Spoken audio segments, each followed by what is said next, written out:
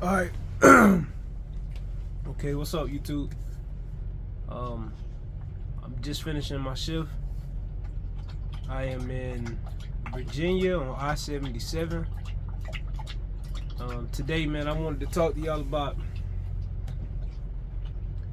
being in the world but not being of it.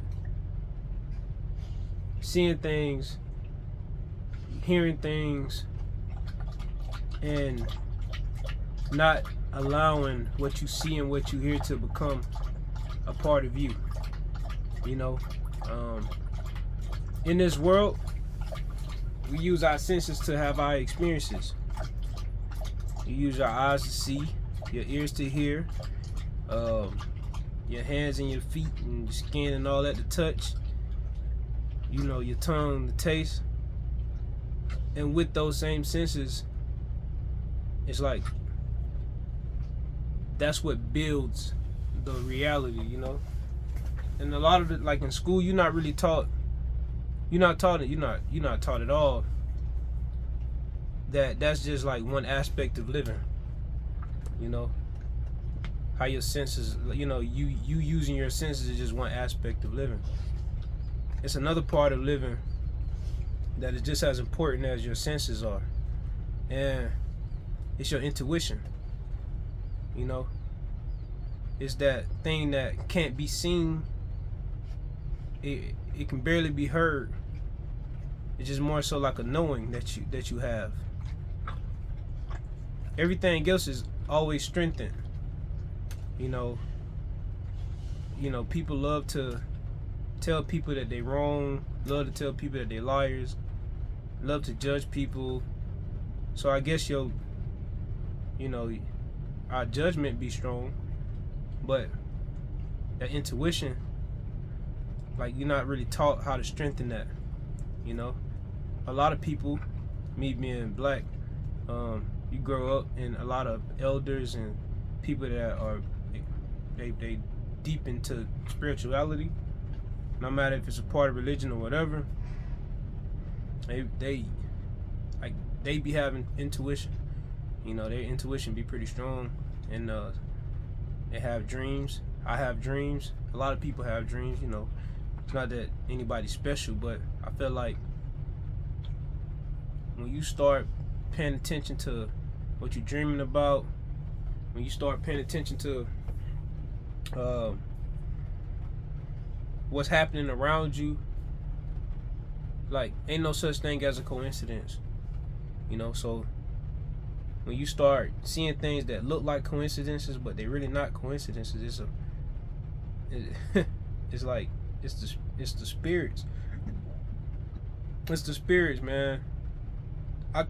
The law of the demons, whatever you want to call them. You know, just based on who you experiencing or what's happening. Because sometimes I feel like you run into angels too. You know, but you gotta have an internal eye. You gotta be a seeker of something that's greater than what you see. Because if you just let your regular senses guide you and guide your life, and this world is what, you know, that's what fulfills you. That's what, I don't know, that's what you think it's about. And it's not about that. And look at me making a statement about what something is about and what it's not about, but this is just all my opinion, you know. So take it, leave it. If it resonate with you, it resonate with you. I really feel like our existence is really to serve one another, and all things is to love. It's not saying that war isn't necessary. It's not saying that the things that we do is just like strictly wrong. Our existence is not like, oh, we should just all die. No, we should definitely learn. We should definitely dive into the parts of ourselves that are not really, dove into. You don't really sit and contemplate why, like for an example, I hear people repeat things to themselves all the time. I don't need a man. Oh, I don't need no woman. Or, you know, man, all I need is some money. And this and that. And I ask people like, what's your name? And they'll tell me their name. And then I say, well, how many times a day do you have to tell yourself your name? And I'm like, none. Okay. So why do you have to repeat to yourself these lies? I don't need a man. That's a lie. You in a relationship. You don't need a man, but you in a relationship. I can do it by myself. That's a lie. You have to tell yourself these things because you don't believe it. And you want to believe it, but you don't believe it. It's not true. It's not true. And I'm not being bashful. I have understanding and compassion for everybody in every situation. I just know, like, if people want to move past whatever hardships or heartbreaks or struggles that they may be experiencing in life, you got to first start being honest with yourself. We tell ourselves so many lies to where we can't even see. We can't even see who we are. You know? I give this example to my siblings, like, I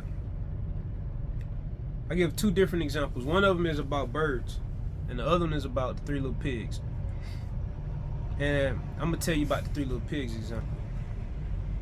One pig built his house out of straw. One pig built his house out of sticks, and one pig built his house out of bricks. Now, this story is extremely important even for people that's 50 and 60 years old. Because if you can understand this story, you can change your life. The little pig knew the wolf was coming. You know, the one who built his house out of straw, he knew the wolf was coming. The one that built the house out of sticks knew the wolf was coming. The one that built the house out of bricks knew the wolf was coming.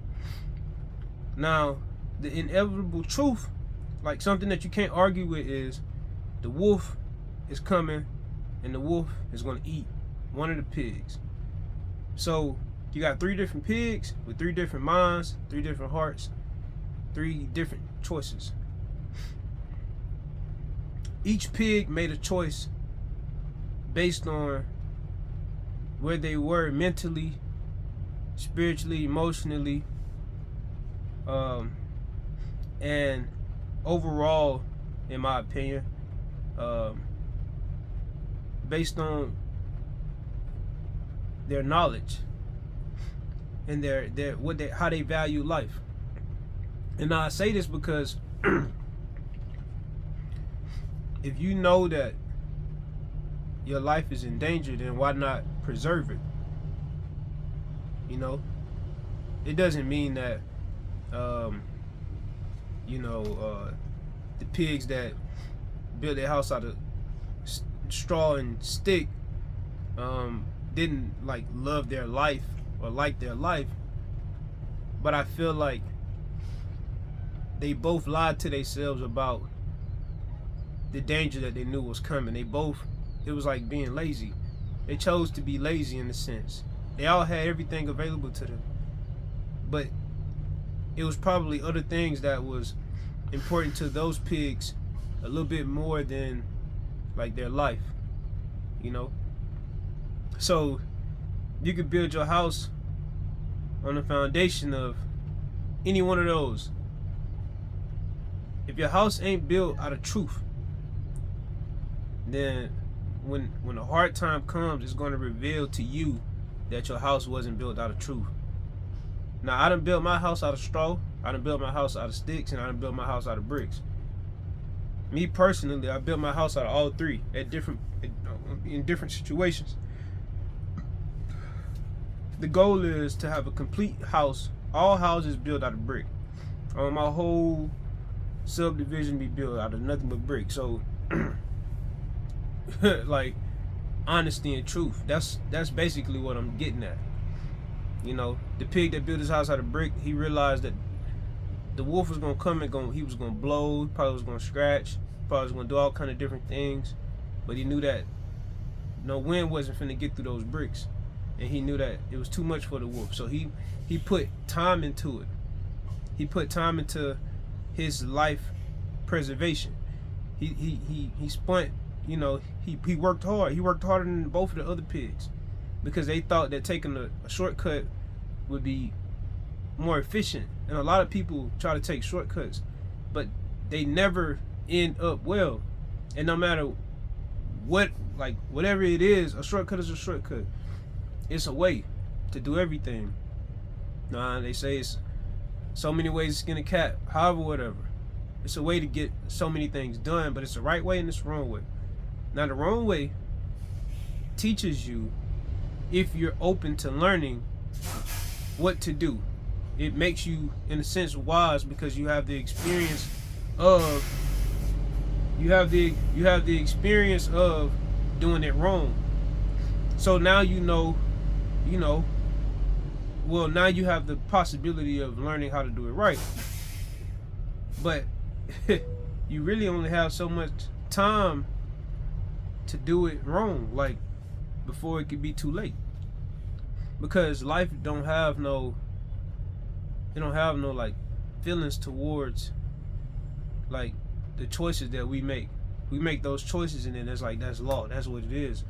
So if you're not being mindful of, you know, your own life, your own existence, other people's existence, the way your choices can affect other people, then it's likely that, you know, you could become so selfish and so self-centered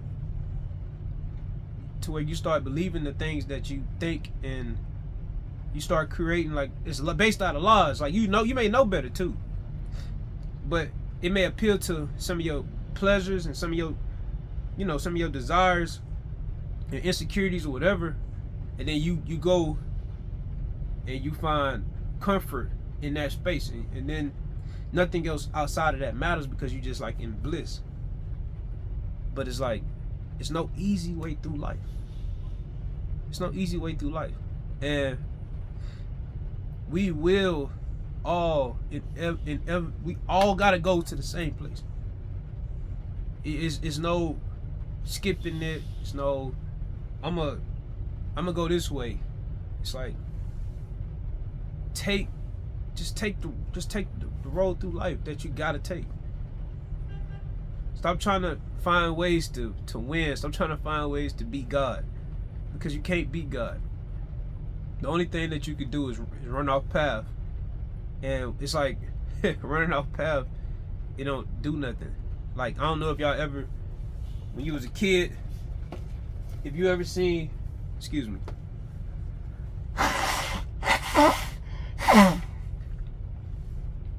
when you was a kid, if you ever seen some ants go get like something that you put on the ground, like a chip or something, a chicken bone. First, there ain't no ants. Then it's like 3 or 4 ants. Next thing you know, it's a whole line of ants, and they all following each other. Now the thing about the ants is, if you mess the line up, they start running around acting crazy, because the ants let off a scent, and that's how they all know where to go, and they be communicating with each other as they pass each other back and forth. But when you put like a stick in the road, you mess up their whole train of thought. And a lot of the times, life puts sticks in the road, and based on some of the choices that we make, it'd be like obstacles that are there, and we don't even know why those obstacles are there, but it's just really based on the choices that we made. And we have to make better decisions. We can't make decisions based out of us. Like, if those ants start thinking about just themselves, like each ant in a colony to say, you know what, man, I'm gonna just do what I do, and they start doing whatever it is that they do, then none of the ants survive. All the ants die, because they no longer are working together. They no longer are being selfless. They're being selfish. Same thing with bees. If the bees start doing their own thing and they start being self-ish, no longer being selfless. So if our examples of selflessness in nature is disappearing like bees, how do bees go extinct or endangered? I'm talking about insects. It's crazy. It's us though. We doing this. As these species, insects disappear, and animals, certain attributes, characteristics, and truths that exist within us, I feel like they start to disappear. You know, of course, some people, I guess, you know, just the way all things are is set up, but it's preserved in some of us. I think it's in us. It's in us all, but it's just a matter of being like making that sacrifice of being selfless. You know, choosing to put others before yourself, choosing to put something larger than yourself, you know, like at the forefront of everything. No matter if it's God, whatever you want to, God, universe, however, whatever you want to see it as, man.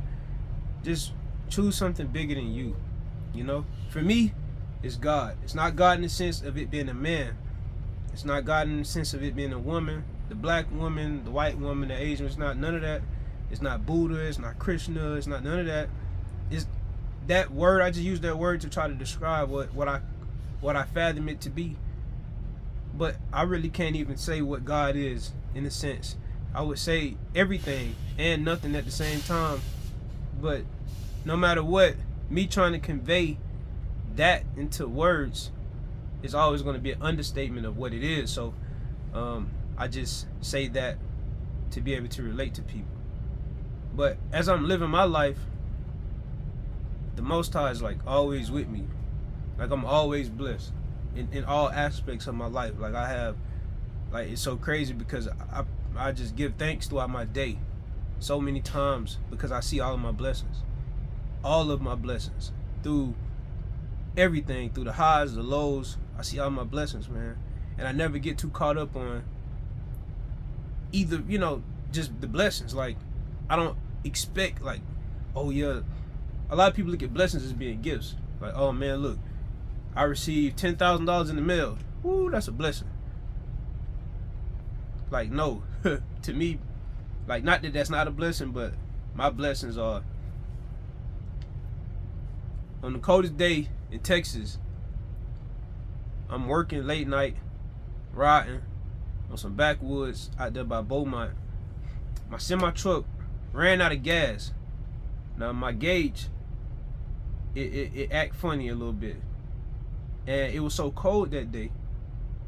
I did not like. It was really super cold. Like when I got on my truck, I thought to check my gas tanks because that's normally what I do, but I didn't do it. So I'm maybe like 60 miles away from where I picked up, and I'm trying to get to the to the Petro where they got that Black Bear Diner at in Beaumont. I'm trying to get there, and I'm like 14 miles away from there. So I'm riding, and next thing I know, my truck started acting crazy. I'm like, oh man. So it cut off on me. I was able to pull over into like some little chemical yard, like these trucks, that chemical trucks that they park over there. I was able to pull over there. I parked the truck. Super cold. It's crazy because it cut, like that's all I was able to do. First I was on the side of the road, but I was able to crank it up and then like actually get off the side of the road and get into that little lot, and it just shut off and went crank back up at that point. So it's a gas station down the street, and I know my truck, you know, I knew which tank was it that didn't have as much fuel. So I looked in there and was like, okay, I need like really 5 gallons to get me right. That'll get me to where I'm trying to go. So I walked to the gas station. I had passed it up, and it didn't cross my mind to look and see if it was open because I wasn't focused on that gas station. Gas station closed. Now it's 1 o'clock in the morning, and it's freezing cold. Now the gas station to get there was a 15-minute walk on the coldest night in Texas. It's me, I'm out here in the boondocks, and ain't nobody else out, you know. And I ran out of gas. This store is shut. It's closed. Nah, I done walked 15 minutes, and I got to turn around and walk back. So I'm walking back, cold, cars going by. Not too many of them. Every blue moon they go by.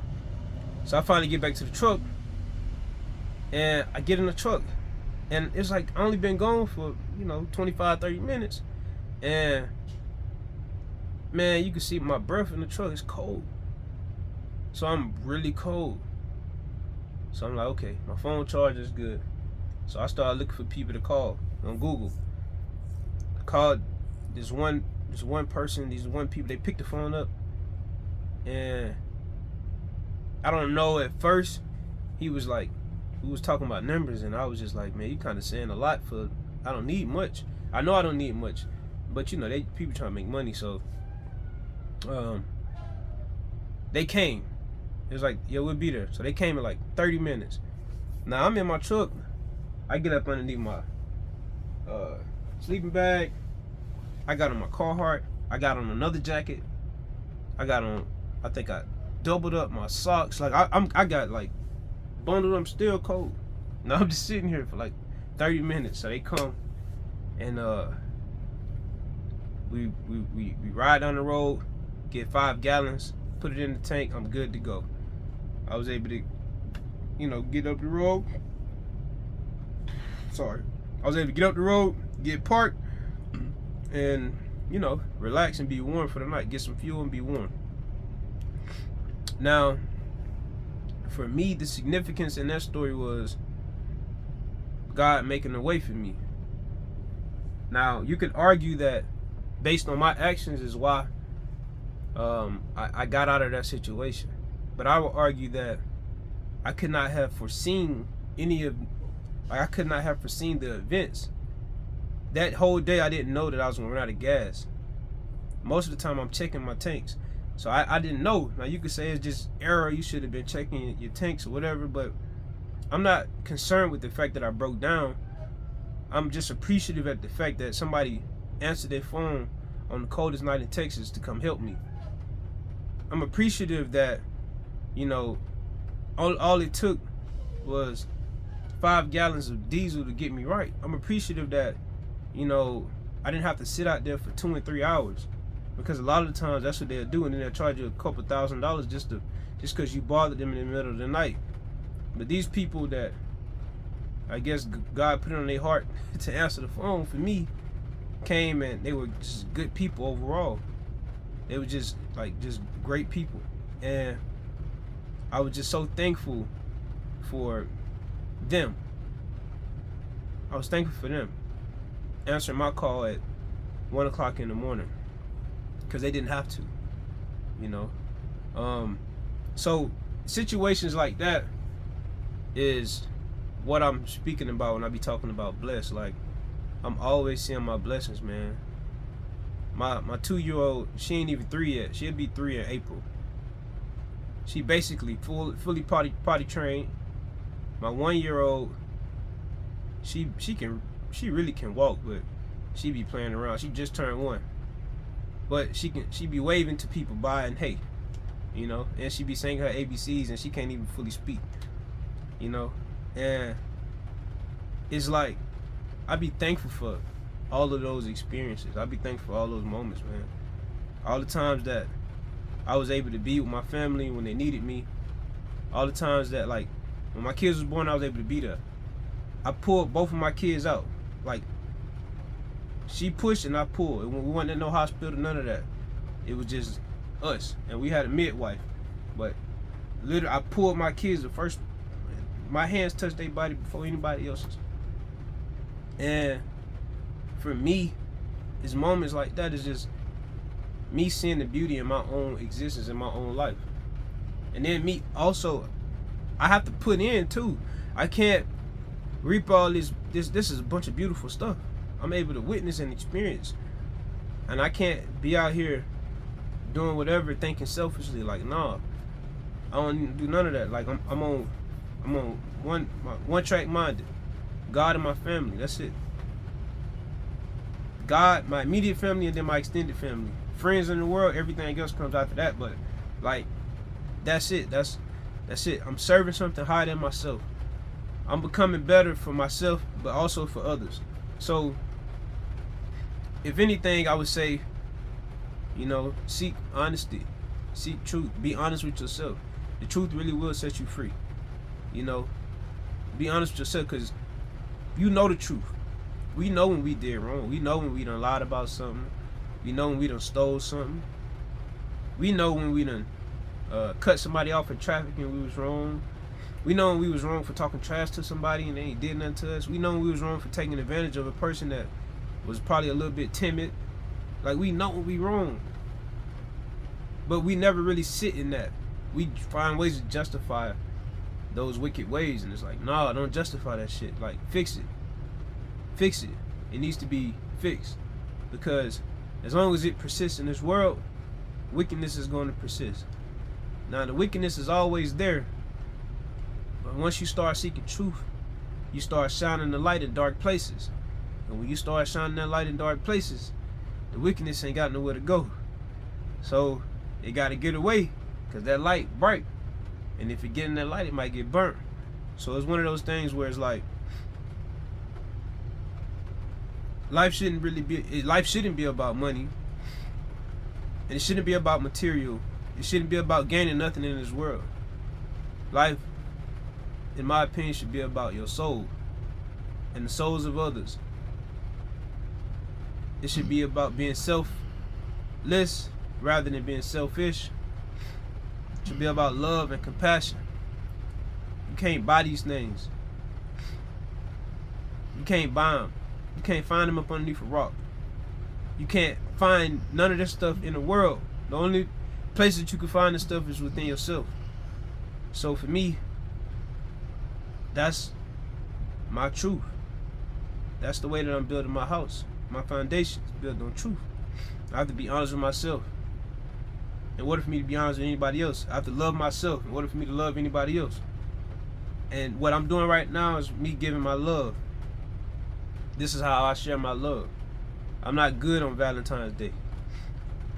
I'm okay on birthdays. I'm not good on Mother's Day. I'm not good on Father's Day. I'm not good on none of those days that man made for us to express and show love. It don't work for me. I give my love how I give it. So this is me giving my love. I used to be afraid of giving my love based on judgment and based on, you start turning a lot of heads, then they find ways to get rid of you. But what I understand is the gift that God gave me ain't for me to hide and hold for myself. It ain't for me to be selfish. It's for me to share it. So no matter what, I have, just like I got faith in all those other moments. Well, it was proven to me that a way was going to be made. It's the same. I gotta have faith in all these moments. Life is funny because you have all this, you get all these, like I said, these blessings, and you start enjoying them, and you start getting complacent and comfortable, and it's like you want to play it safe. You can't do that. You can't do that, because none of this stuff belongs to you. My kids don't belong to me. My old lady don't belong to me. My mama don't belong to me. My siblings don't belong to me. No, nothing belong to me. I'm just here to be of service. The same way the trees is being of service. Everything in nature is of service to something higher than itself. But humans, we think we are it. But we don't even have the knowledge of how to create a sun. We don't have the knowledge of how to create a moon. We don't have the knowledge of how to make a river flow. We don't have the knowledge of the inside of the earth. We don't have the knowledge of the poles of the earth. We may have a slight understanding of astrology. We might, have an idea of some things, but we humans. So our feelings and emotions are going to cloud everything. It's going to get in the way. If your heart ain't right, your life ain't going to be right. Your heart got to be right. Your house got to be clean. Both. Your physical house and this house. It got to be clean. I got work I got to do. I got work I got to do. You got work you got to do. So that's what we must do. We must do that work, because it's not about us. What is life going to be like when we gone? What is it going to be like for our kids? What is it going to be like for our ancestors? Whoever they may be. What is this going to be like? You know? I plan on leaving this place a little bit better than what it was, I guess, when I found it. You know? I don't know if this video is going to touch anybody. I don't know if this video is going to do anything for anybody. But if it do, God bless you. And some people don't believe in saying that because the word bless and be less and however, whatever, man. Just greatness to you, love to you, understanding and compassion to you, and safety and fulfillment and joy and peace. Peace, man. Peace be unto all of you. So that's it for my video for y'all for the day. If you made it to the end, thank you.